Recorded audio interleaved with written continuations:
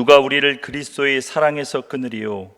환난이나 공고나 박해나 기근이나 적신이나 위험이나 칼이랴.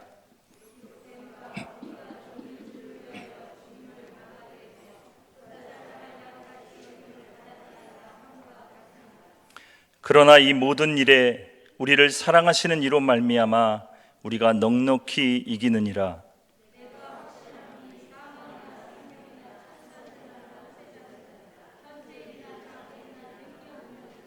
함께 읽겠습니다. 높음이나 깊음이나 다른 어떤 피조물이라도 우리를 우리 주 그리스도 예수 안에 있는 하나님의 사랑에서 끊을 수 없으리라. 아멘. 이 시간 오늘 저와 여러분이 함께 읽은 이 로마서 8장에 있는 말씀은 참으로 놀라운 선포고 말씀입니다. 이 말씀을 우리가 나누기 전에 제가 먼저 우리 성경에 있는 누가복음 15장에 있는 탕자의 이야기를 먼저 할까 합니다. 어떤 곳에 아버지와 두 아들이 살고 있었는데 이 둘째 아들이 어느 날 아버지에게 자기에게 줄 유산을 미리 달라고 이야기합니다. 아버지가 아직 살아계심에도 불구하고 그 유산을 받은 이 아들은 며칠 되지 않아 자기가 원하는 곳으로 멀리 아버지를 떠나 성경에는 허랑방탕하게 살았다고 기록하고 있습니다.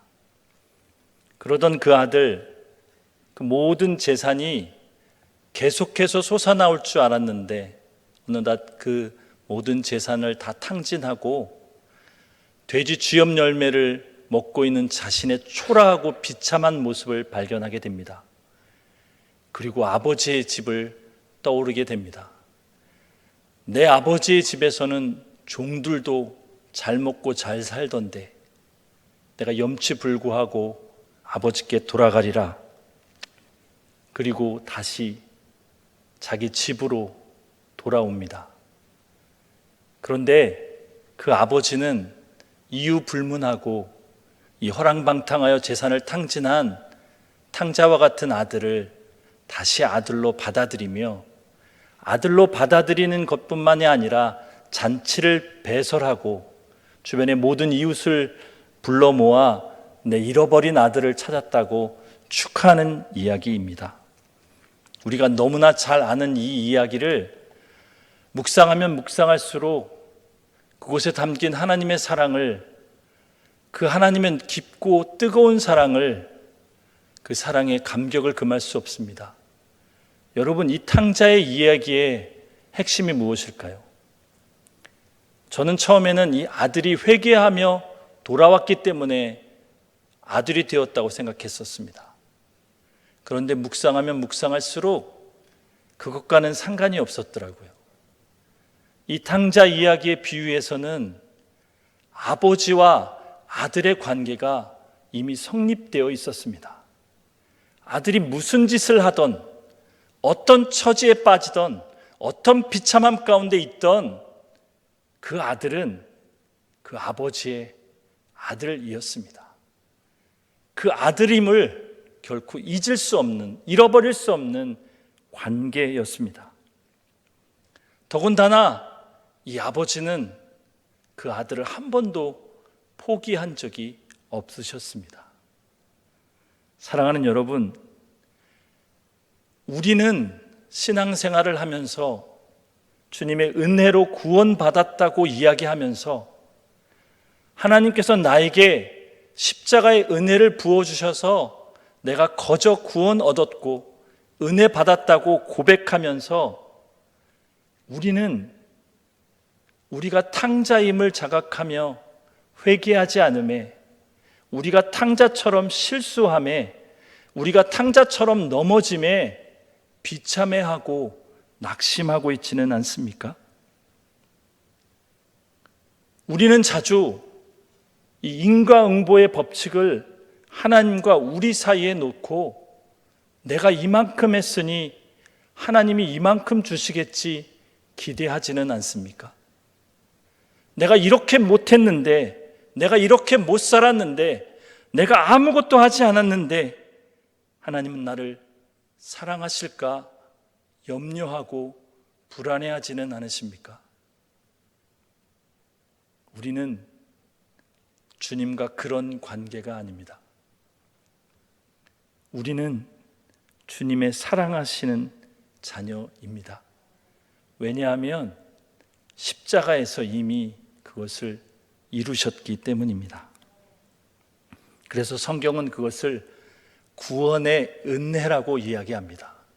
우리의 어떠함 때문이 아니라, 우리의 어떤 노력 때문이 아니라, 우리의 어떤 힘과 능력과 우리의 삶에서 일어나는 것 때문이 아니라 주님 때문에 그 일이 이루어졌고 하나님께서 그 일을 반드시 이루겠다고 이야기하시는 것입니다. 여러분과 저의 삶에는 은혜가 역사하고 있습니다. 하나님의 사랑만 역사하고 있습니다. 그런데 제가 짧은 인생 살았지만 삶을 살아보면 이게 우리 생각처럼 되어지지가 않더라고요. 상상할 수 없었던 계획 밖의 일들을 만날 때 우리는 하나님이 왜 침묵하시는지, 하나님과 내가 단절됨을 경험하곤 합니다. 하나님이 나를 떠나서 멀리 가신 것 같은 당황함을 경험하기도 합니다. 우리가 두 가지로 이런 상황을 한번 살펴보도록 하겠습니다. 제가 살아보니 첫째, 하나님의 침묵, 하나님의 단절을 경험하며 어둠 가운데 있었을 때가 제가 죄를 짓거나 신앙생활에서 내가 판단하기에 실패했을 때, 내가 하나님을 떠나 멀리 나왔을 때 하나님은 나를 떠나 계신 것 같이 느낍니다. 그런데 여러분, 오늘 읽은 로마서 8장의 바로 앞에 있는 7장의 마지막 부분에 보면 사도 바울은 아주 굉장한 이야기들을 합니다. 내 속에 선한 것을 행함은 있는데 내 안에 또 다른 법이 나를 사로잡아서 자꾸 죄를 짓는 것을 보게 되는 것입니다. 내가 마음으로는 하나님의 법을 따르고 싶은데 내 삶이, 내 육신이 자꾸만 죄를 짓는 것을 보는 것입니다.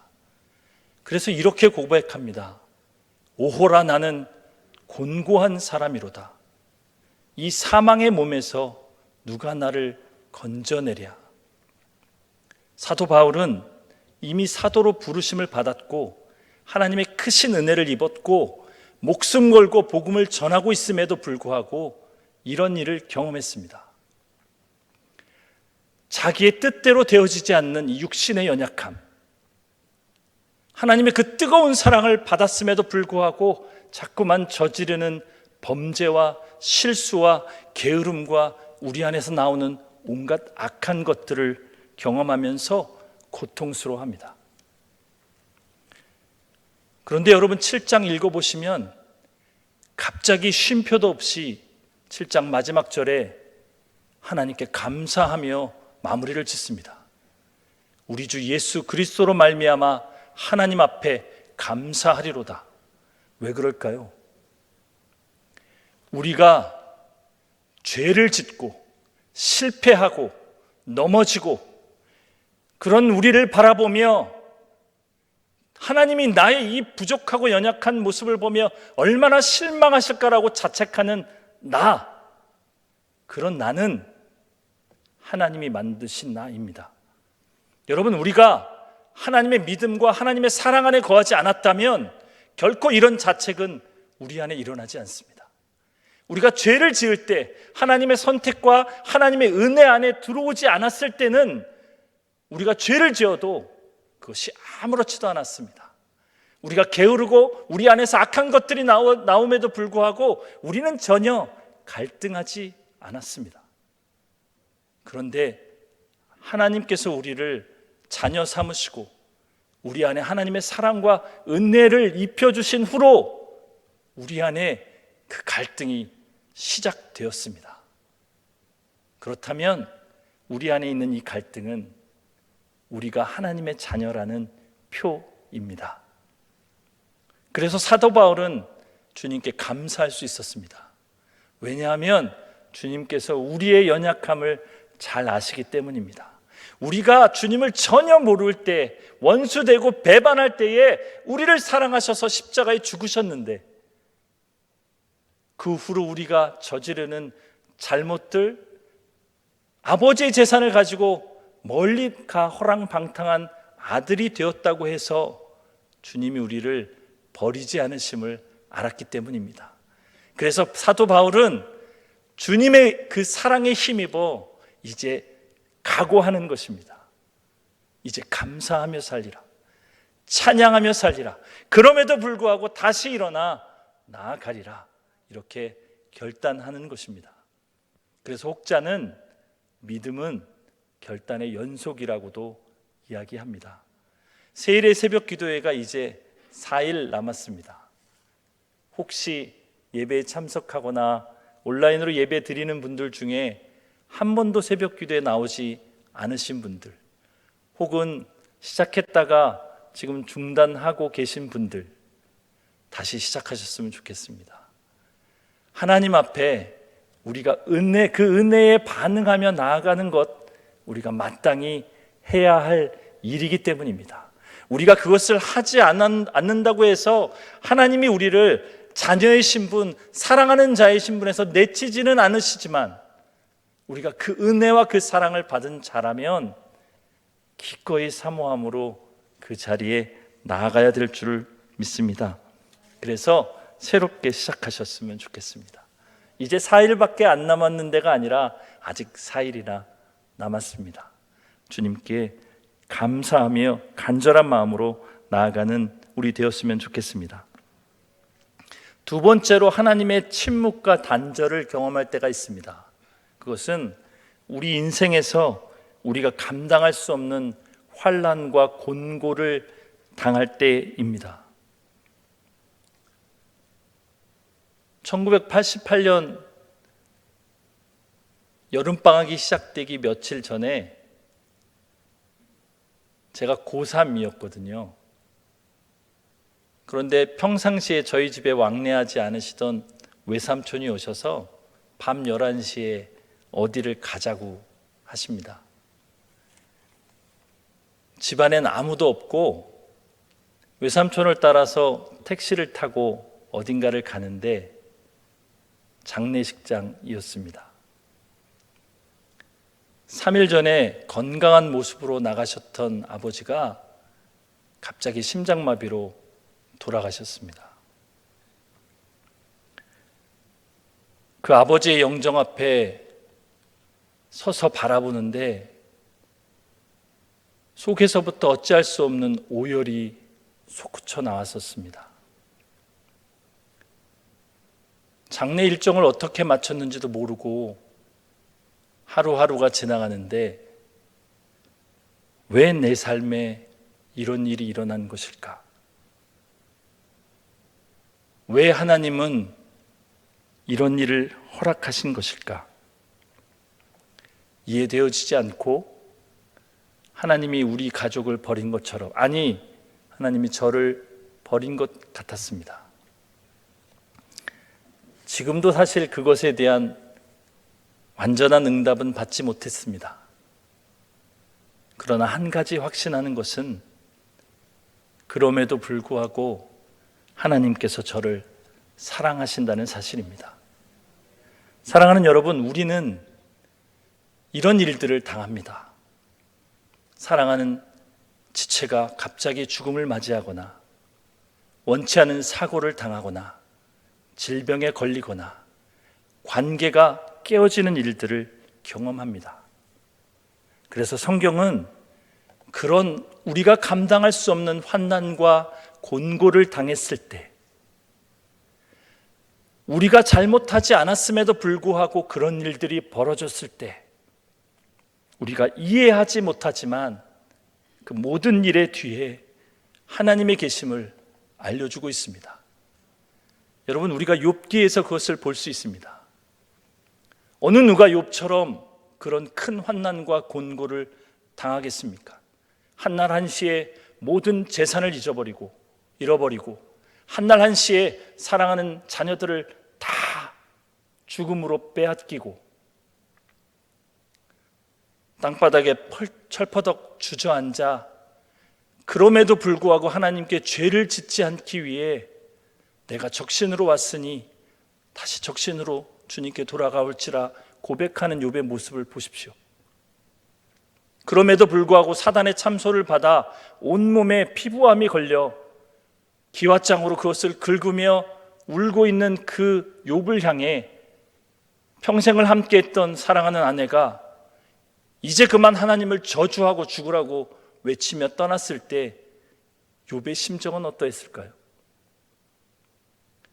욥은 하나님 앞에 범죄하지 않기 위해서 그렇게 애쓰고 그 경건의 삶을 살기 위해서 그렇게 노력했건만 자신이 왜 그런 환난과 곤고를 당했는지 결코 알 수가 없었습니다.